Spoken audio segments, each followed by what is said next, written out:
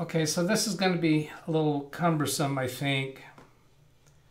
I'm not sure how I'm going to go about doing this. This would be a different type of video on my channel than what I've done so far. Back, I don't know, a year or two ago when I started pursuing this idea about can I do videos and share some technical stuff with people through videos, is that feasible, plausible? I started doing a series called Tech Tales.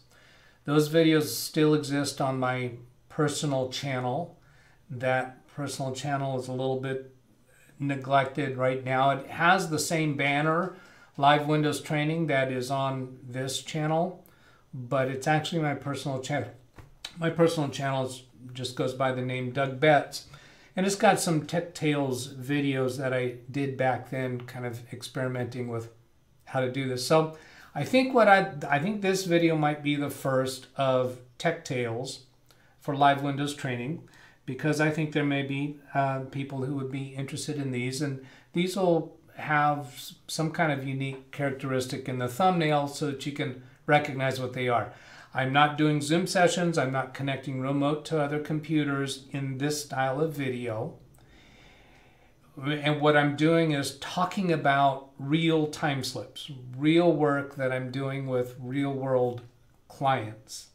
And they won't be on screen. I'm just going to be talking about the tasks, because I think there's a lot of interesting things that happen, and I realized after a while that they're just not going to come out in the type of format that I've been using for this Live Windows Training channel. So I'm going to talk about this client that I was working with over last weekend, Saturday and Sunday. I was working with him over the phone and by remote connection to his computer, to one of his computers. And the subject matter is Ubiquity. This is a Ubiquity UniFi Access Point. And this client, we have edge router lights as their part of their router experience. In his office and his home and his second home on the coast, which that's what I'm talking about today, is the second home on the coast.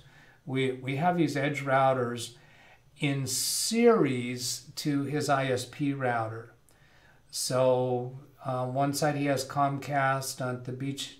I think the office and the home are both on Comcast, and I think the beach house is on a different service provider. But in each case, the internet signal comes into the building and then goes into a router provided by the ISP, and then there's LAN ports, network ports that come out of there, and we connect that to a WAN port or router port on these edge router lights.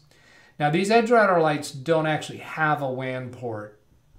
They're labeled, let's see, I don't have autofocus turned on for that camera, so you're not going to be able to see it very well, but they're labeled ETH0, ETH1, ETH2. ETH stands for Ethernet. And then the console port over here, I don't ever use that. That's for connecting a computer directly to that and being able to manage this device through a console computer that is not communicating over the internet at all. So I do all the configuration through these ports. Now, the thing that's unique about Ubiquity edge routers is that they don't come pre-programmed. They don't come pre-programmed. You have to program each of these ports how you want them to operate. So you can pick any port that you want to serve as the WAN port. You could have another port as the Ethernet LAN port. You could have another port that goes to the Wi-Fi in the place, or you could have them set up for different subnets on the different ports, and you have to program these so that they will communicate between the ports. So it's kind of complicated. It definitely would not be referred to as a consumer router. And then these UniFi devices, that's how we connect to Wi-Fi. I'm not sure, one or maybe both of these were, I think one of these was removed from his office and one of these was removed from the beach house. The reason being is that these devices are UniFi AP access points. You can see that well enough. UniFi AP. And we wanted to upgrade to UniFi AP Pro because they are faster. And at the beach house specifically, we needed that because his daughter, who uses an iMac and does video production work, she needs to be able to have better upload speeds than what she's getting. When she connects through one of these UniFi AP devices, she's getting I want to say it's 100 megabits per second, and connection. Well, their upload speed is only about 17 megabits per second. Download is about 300 megabits per second, but she doesn't get the 300 when she's connecting wirelessly to these. If she connects wirelessly directly to the internet service provider's Wi-Fi router, she gets 300 megabits down, a bit above that number. So she gets better performance when she's connecting to the ISP's Wi-Fi. Now my client wants all the Wi-Fi to go through these devices and not go through the ISP. A little bit of a privacy concern. Since the ISP's router delivers through the LAN port to the WAN port of the edge router, and then from the edge router we go to the UniFi devices, he's getting a double firewall, basically a double NAT, network address translation. So, and he likes that. That's fine, but we need to find a way to get the daughter's computer to work better. So while I was working with him remotely on this, I did recorded a video of the showing what's going on my side, and I'm thinking that I can display that during this video.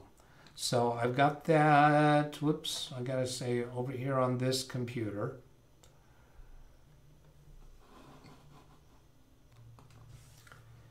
So this is the configuration screen. It's done through a web browser. And up here you see the first device, and now that's UniFi AP AC Pro. We installed that one as a replacement for the original UniFi AP access point, the one that wasn't a Pro.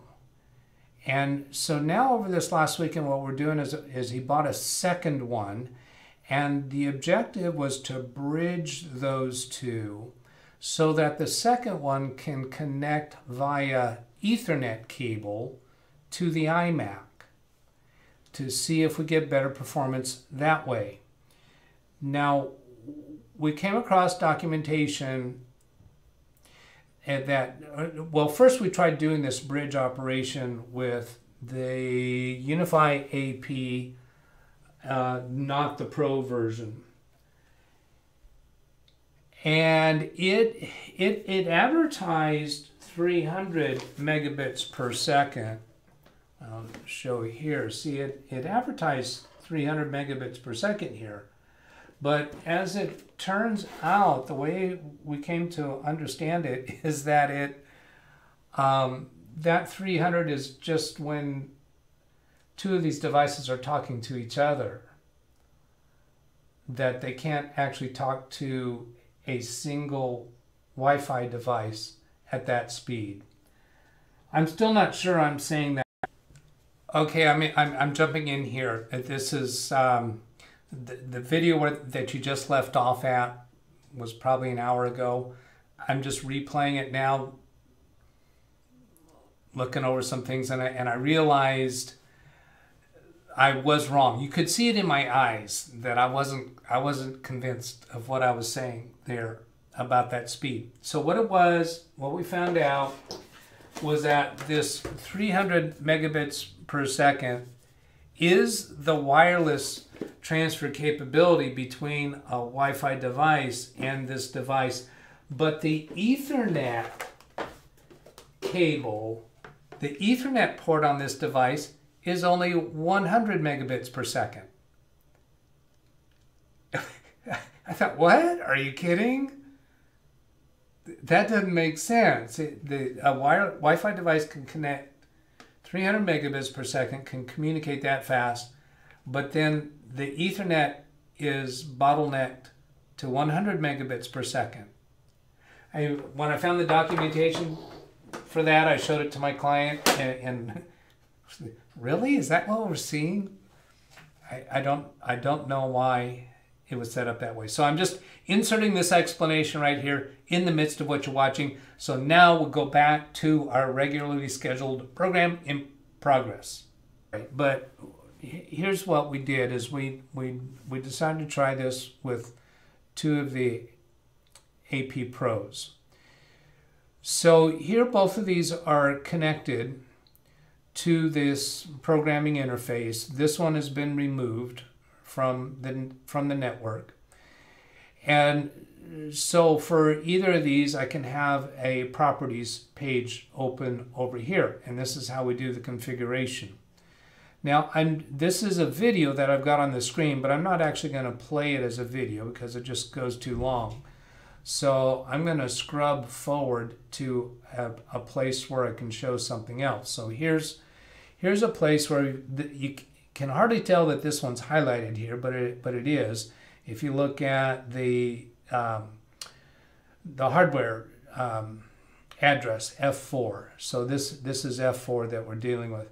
I've come down here to the network setting and I've changed it to static IP address.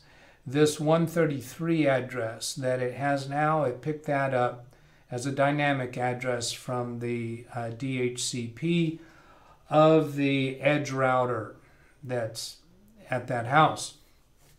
So here I'm going to slide the playhead a little bit farther forward to just show that I put in the rest of the address numbers. There I opened a command prompt window to see what the DNS addresses are supposed to be. So here I've got the DNS addresses in and the gateway and the subnet mask. So then there's a queue changes button. I have to click on that to just, well, queue the changes is the way this system works. And I think at one point we had a little bit of difficulty getting this to the right point. So, okay, here we see provisioning up here and then provisioning over here. So this is where this programming interface is actually implementing those settings. Now then it's come back to a connected state and it has the new IP address that I asked for. Now at this point, both of these access points are connected by Ethernet to the network. In order to get a bridge operation going where the two of these devices will talk to each other wirelessly so that the second device can have an Ethernet cable connected to the iMac. In order to accomplish that, we first do the configuration with both of the devices connected to the network by Ethernet, and then we disconnect one of them from the network. And that's how that second device now knows that it has no other choice but to try to communicate wirelessly to one of the other devices. So let's try swap. Now actually, before I go forward, let me point out here that right now we're looking at F4. So there's the hardware address for that one. It's F4, and it is indicating 1 gigabit of speed, and its uplink, its connection to the internet, is through a wired connection. That's what it's telling us right there. Okay, so now let me scrub forward and to where? Still shows connected.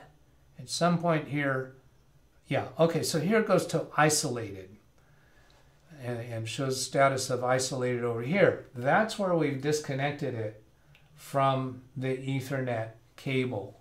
So that device can no longer be seen from this, what do they call it? Portal.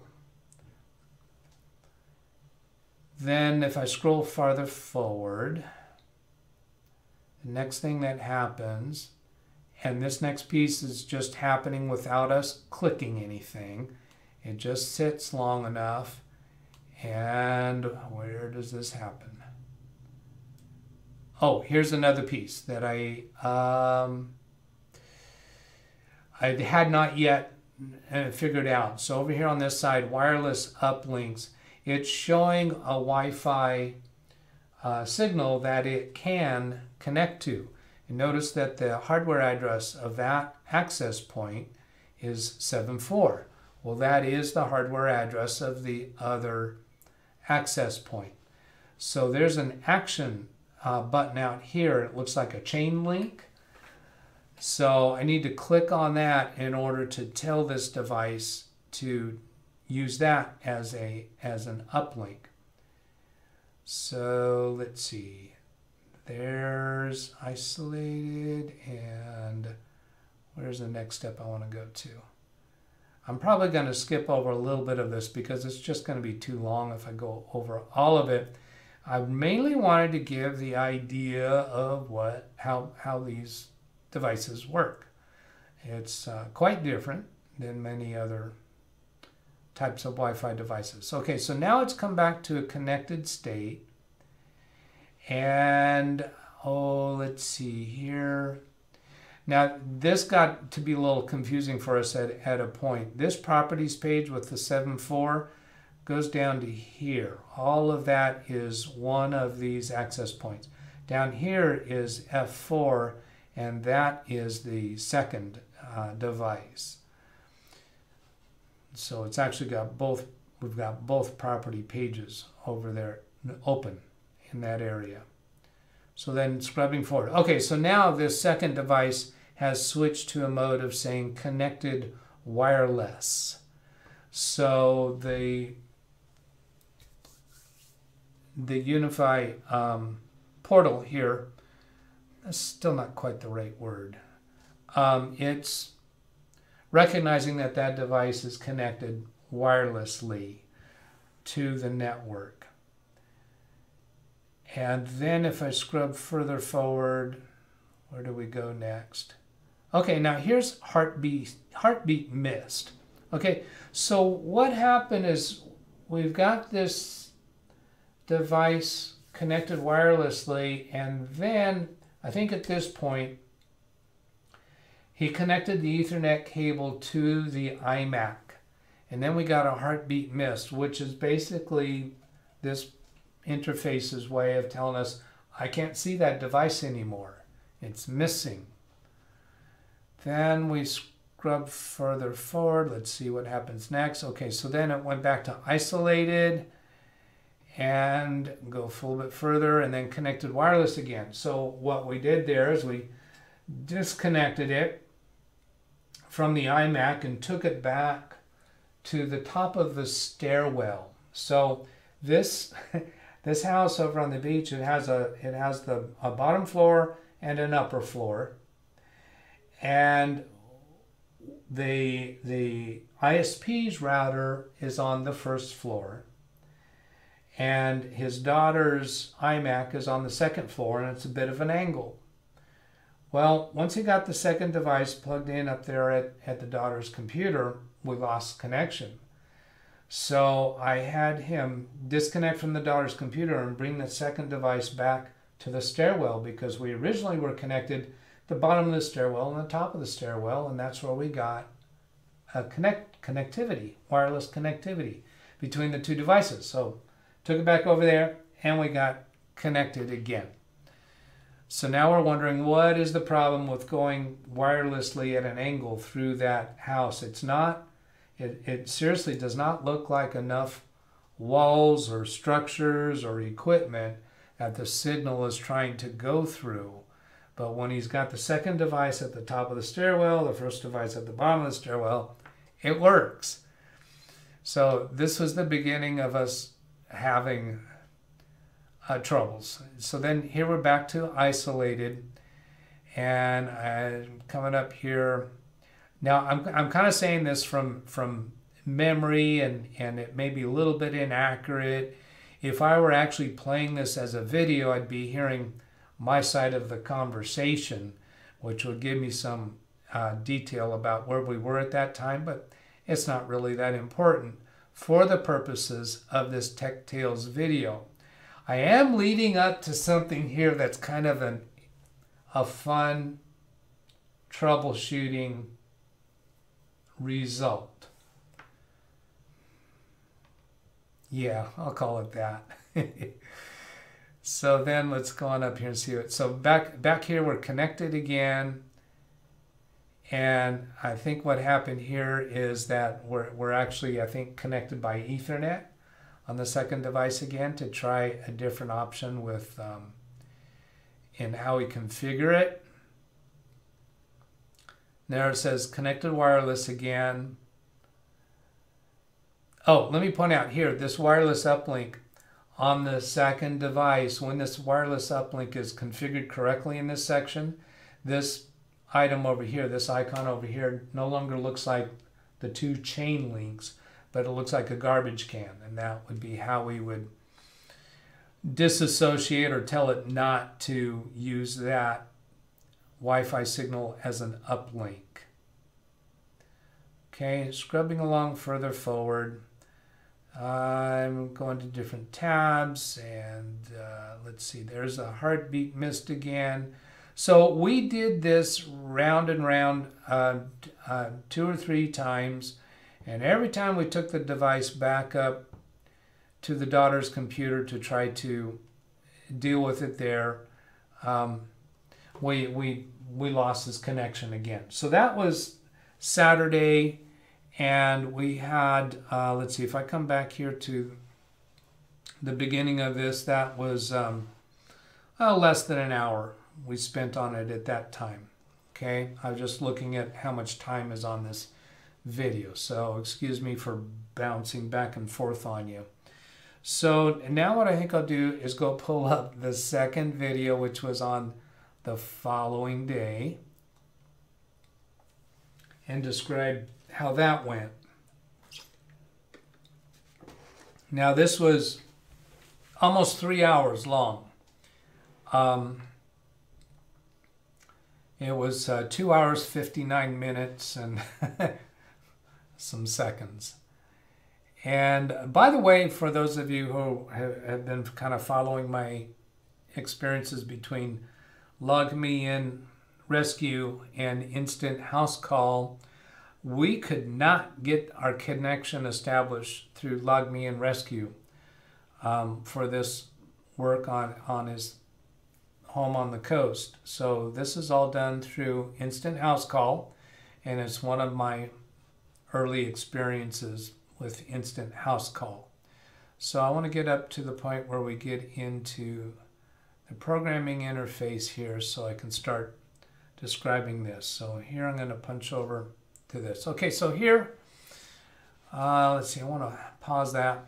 You see only one device, the 7.4 device, and here's the F4 device showing 92. Now, what had happened is I had figured out how to delete that old device that's been removed, and I accidentally deleted the wrong device. So actually, if I go back here, yeah, you see here, there's only one device connected. So I had him take the second device and connect it to Ethernet and then do a factory reset, which involved holding down a button That's back here for 10 seconds.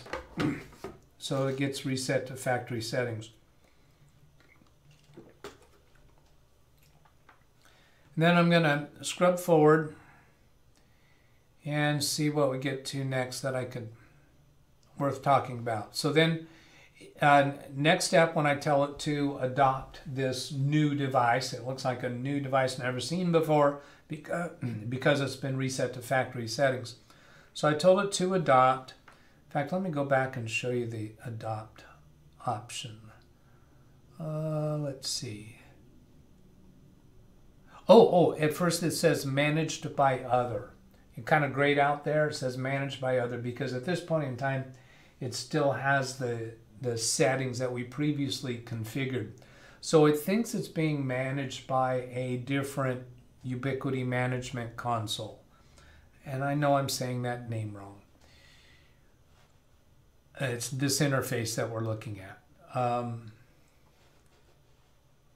going to come across that name, that word they use. Remote support portal. No, that was for instant house call. Yeah, it doesn't actually tell me that there. Okay, so then adopting. Somewhere back here, here's an adopt button.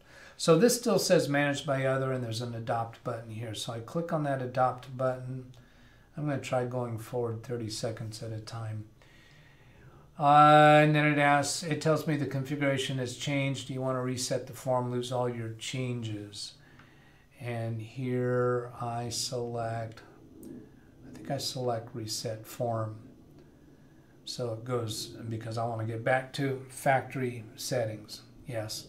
And then, so it went back to the address of 133 because that's what it picked up from the DHCP of the Edge Router Lite. So now it's adopting.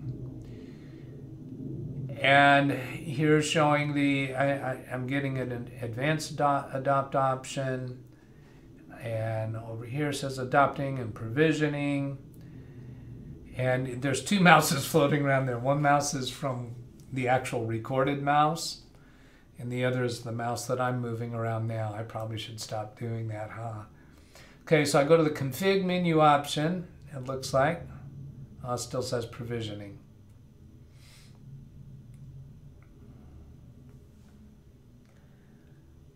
All right, I'm going to go forward by 30-second increments.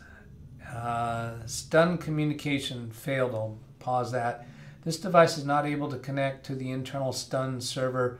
Please check if the device is able to reach the stun server on port 3478. I don't know what that is. I still don't know what that is. I've never seen that before, but I can't claim to have done a lot of these configurations, mainly because I haven't done a lot of these configurations.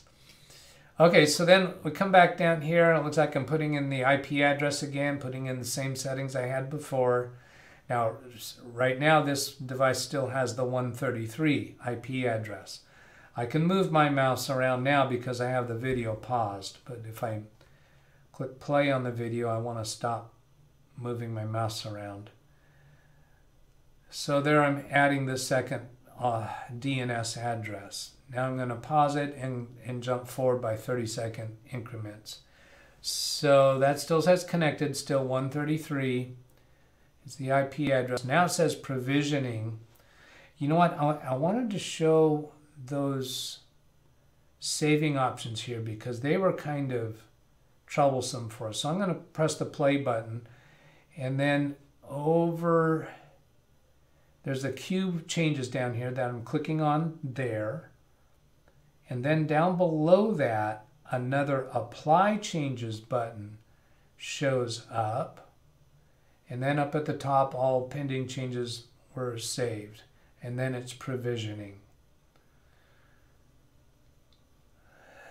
There was another instance in here somewhere where we had like 3 different places we had to click to save a change. So there's, it's provisioning now, and it's going to come up in a little bit to a connected. And I'm going to go ahead and skip forward by 30-second increments. There it says connected. It doesn't say wireless yet because the second device is still connected by Ethernet cable. So both these two AP devices, access points, are actually sitting side by side to each other right now. They're both able to support wireless clients, computers, cell phones, and so on. So let's go forward another 30 seconds. And the next thing I need to do is, I think, go into the telling it to do a wireless uplink. So here at this point this says uplink wired, and over here we see isolated. So at this point I must have had them disconnect the Ethernet cable for the second device.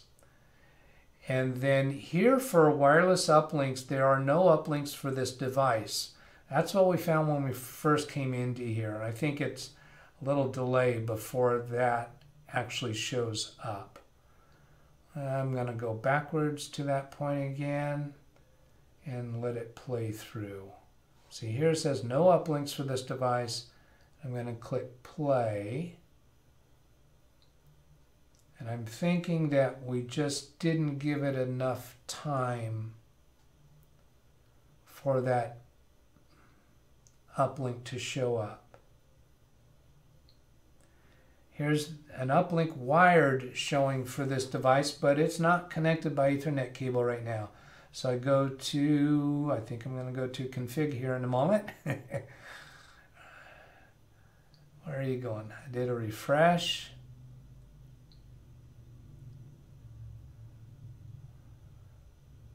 All right, I'm going to click forward. This is the place where scripting videos would make this come off a lot better. Okay, so here I'm back into wireless uplinks, and it is showing up now with the link indication. So I think it just took a while before it was able to detect an uplink.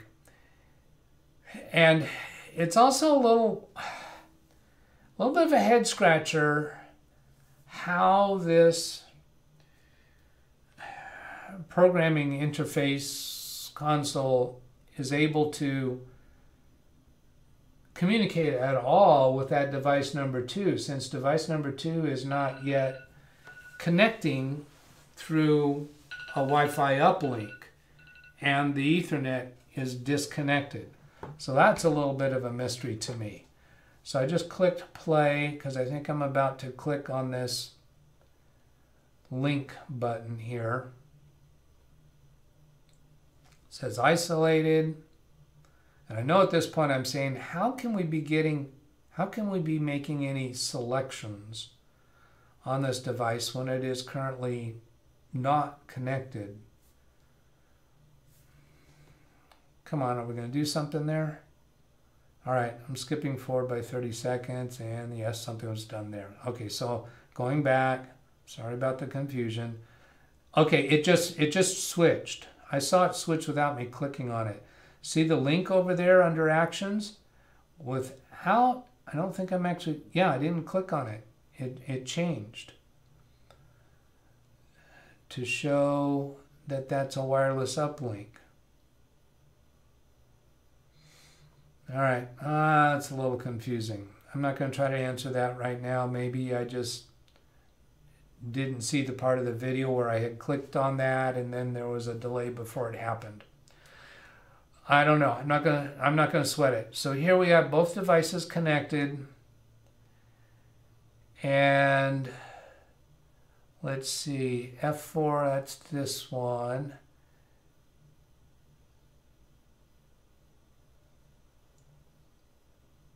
This screen,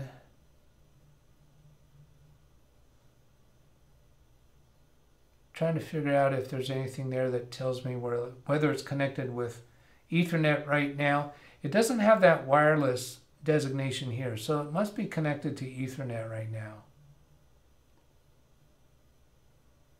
There's connected wireless. I'm just going backwards again. So this is connected and it's playing right now. So then it changes to connected wireless. Yes, okay, I recall this. Now, we did find that it would show up as connected, and then there was a substantial delay before it would show connected wireless, which is still weird to me because he disconnected the Ethernet, and then it showed heartbeat missed and isolated, and then eventually came back to connected, and then there was this long delay before it showed wireless when it had to be wireless that whole time. So that's a little weird how this happens, I think. I'm going forward by 30-second increments now. And let's pause here. I had seen this at one point. This is registering for the second UniFi device, and it's showing utilization 70% high, likely a problem. It thinks there's a problem because the usage is so high, and some of the clients have switched from device 1 to device 2. And I think it's likely at this point that both those devices are probably next to each other.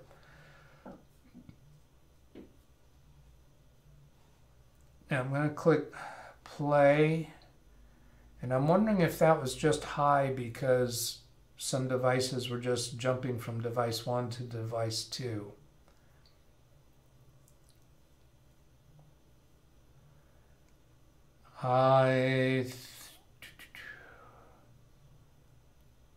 What's going on next? Oh, by the way, okay, let's point out another thing. This graph that's 70% used, that's for because of computers that are using Wi-Fi 11N or B or G. And this graph down here is computers that are using 11N, A, and C. And I want to say that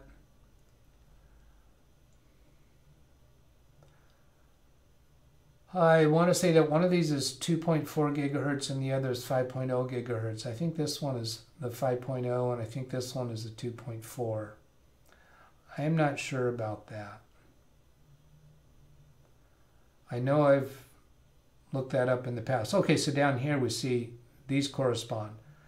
11N, B, and G, and 11N, A, and AC.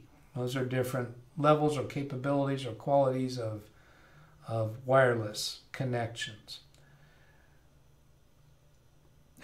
That's an unfair treatment for that subject matter, but I'm going to move on. Jumping forward by 30-second increments. So we go through this over and over and over, and at this point we're looking at a speed test from his laptop, which is connected wireless through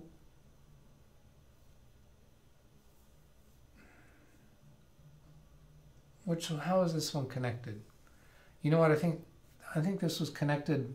Yeah, we can see down here the computer icon in the system tray. He's connected, his laptop is connected by Ethernet to the LAN at this point.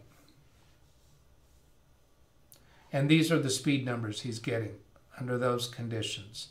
So now I'm jumping forward 30 seconds at a time to see what else we get. Let's see, I think I saw some things jumping around. I'm backing up. Nope, going forward. What do we see next of interest? Here's some other devices that are connected currently and showing their transmission rates.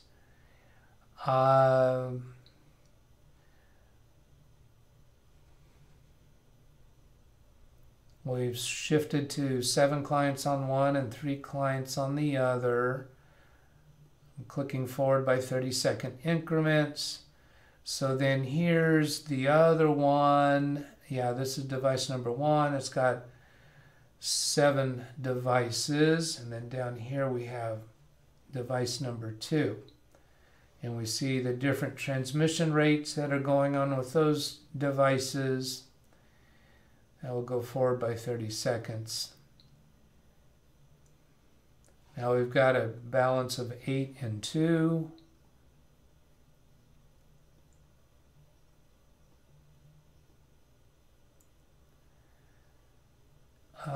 Is there anything there I want to talk about? No, I don't think so.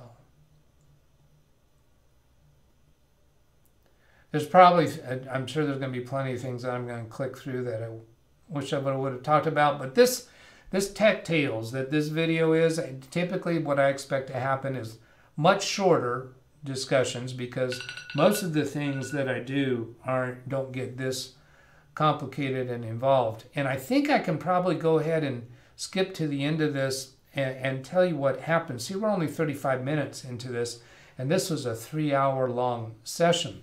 So basically what happened is, when he'd take the second device up to his daughter's computer, he'd connect it to his daughter's computer and connect it to power. We'd wait for it to show up as isolated, and then connected wireless, and actually it failed to do that. It would not connect. We could see it cycling.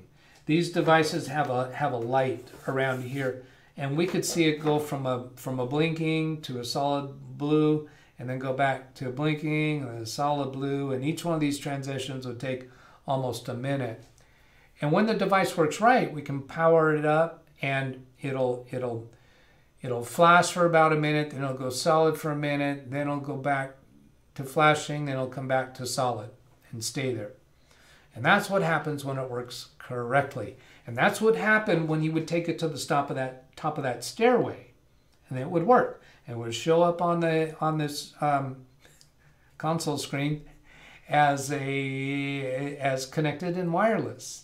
Take it back to his daughter, and it won't work. But his daughter's computer can connect wireless to either the first UniFi device that's downstairs, or connect to the ISP's wireless downstairs. So wireless goes through the house just fine at that angle. But yet device number 2 would only work when it's at the top of the stairway. So what we did is we went through a few different evolutions, and what finally got us to really track this down is I had him get a long extension cord, and then just plug this into the extension cord with an Ethernet going from the power brick to the UniFi device, and then beginning at the top of the stairs, so we see a connection. Then he moved to different locations within the upper level of the condominium, and it maintained signal, and we got all the way back to his daughter's computer, and it still maintained signal. And I told him, okay, go ahead, and there's a second, there's a LAN port coming out of the power brick. That's how you connect to the daughter's computer. So connect an Ethernet cable from here to the daughter's computer. As soon as he connects it to the daughter's computer, this thing crashes, goes back to solid and blinking, and on the management console it shows as isolated. So it wasn't a problem with the signal going through from upstairs to downstairs at the diagonal. See, at one point in trying to chase this down, he came to realize that, you know, I was asking him, are there any walls or equipment or anything between line of sight? If you imagine a radio signal traveling through walls and such, what could be blocking it?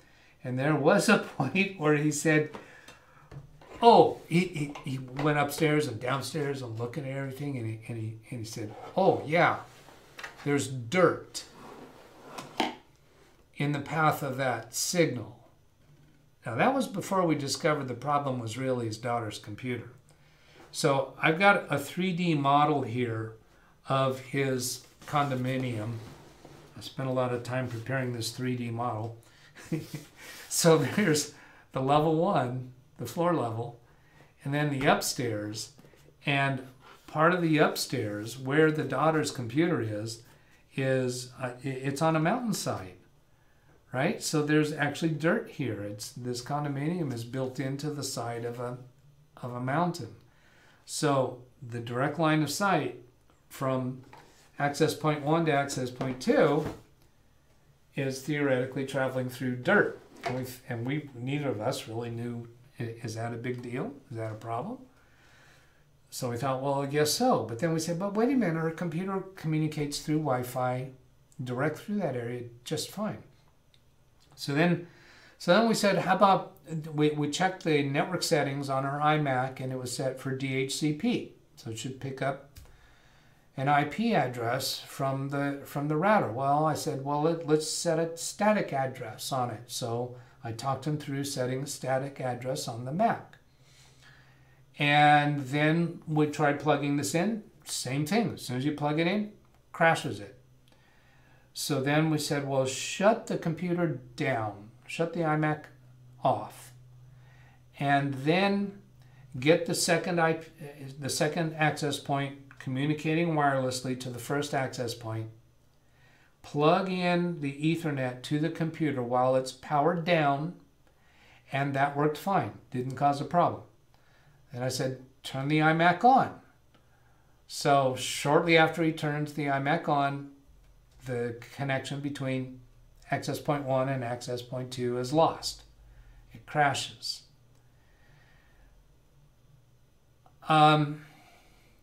So then we try disabling Wi-Fi on the iMac and going through those same renditions with the IP address for the Ethernet connection. That doesn't fix anything.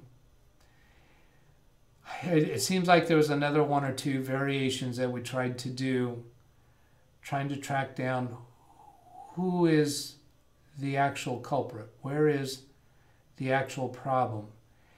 And then I think we also connected wirelessly to access point number 2. Yes, we did. And I know I have that on video. It's going to be hard to find that.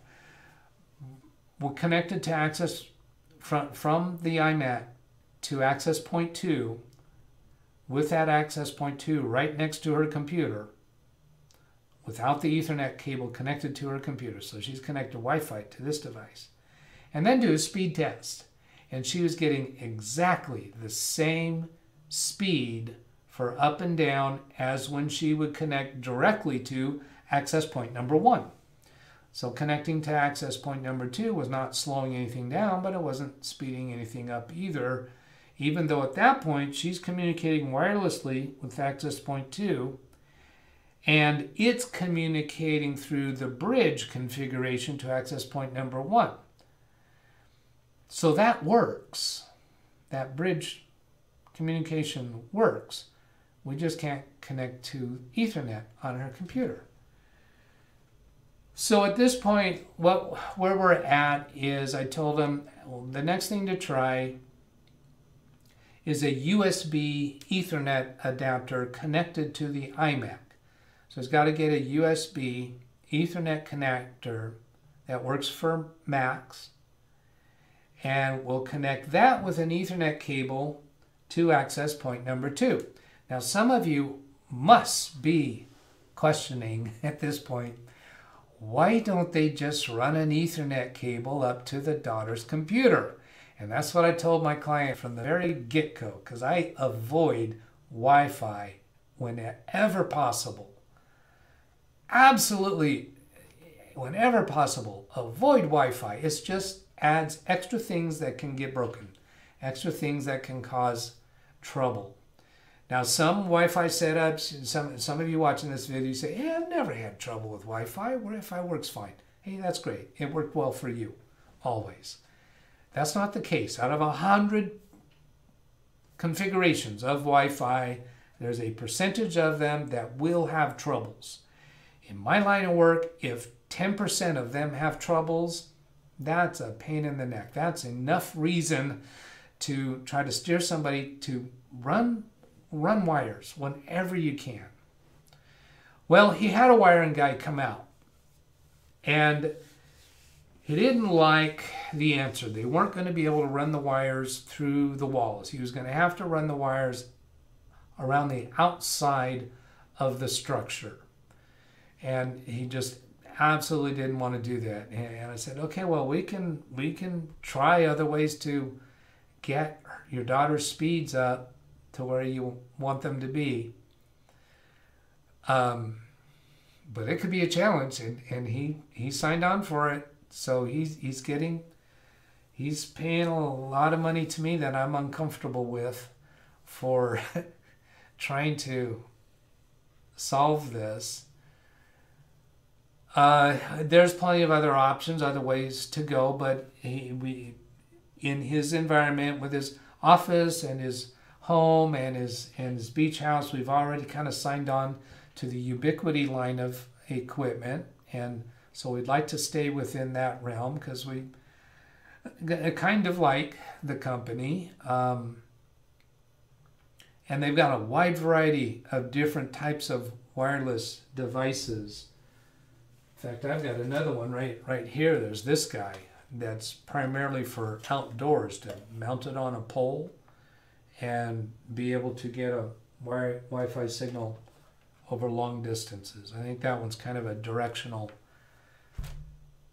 device. So I did this video to talk through this particular tech tale. I think most of my tech tales will be much shorter. And he's got about 4 hours on the episode for this weekend, and this is not the first weekend we've worked on things. Working long distance and remote is more challenging. But anyway, that's my story, and I'm sticking to it. So the primary focus of my channel is to provide live computer support for people for free using Zoom and using remote connections to their computers. This video is branching off into another direction of doing tech tales of the work that I do for my business clients, office clients, which I've been doing that stuff for 30 years, around there. But if you'd like to request a free computer support session, send an email to me, DougBetts at LiveWindowsTraining.com. Give me an idea in the body of the email what you'd like to have help with, and we'll put it together. So I hope this video has been useful to you. Have a great day. Catch you later. Goodbye.